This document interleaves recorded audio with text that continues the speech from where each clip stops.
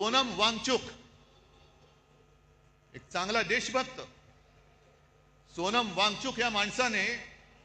अतिशय दुर्गम भागात लेह लडाख जिकडे कडाक्याची थंडी नुसती कडाक्याची नाही हाडं मोडतील अशी थंडी असते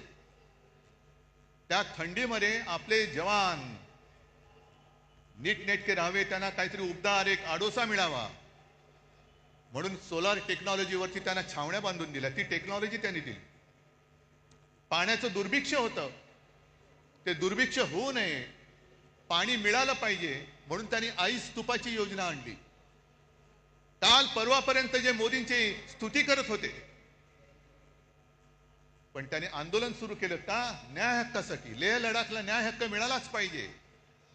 न्याय हक्क ही लोकशाहीतली मूलभूत गरज आहे आणि न्याय हक्कासाठी त्यांनी लढाई करत होते करतायत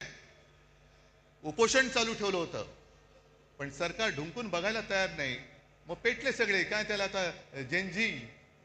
जसं नेपाळमध्ये पेटले लेह लडाखमध्ये रस्त्यावरती आले आणि मोदी मामानी त्यांना सरळ उचलून रासुकाखाली आत टाकून दिलं जा 1 वर्षाचा बाहेरच पडणार नाही हा जनसुरक्षा कायदा हम करे सो कायदा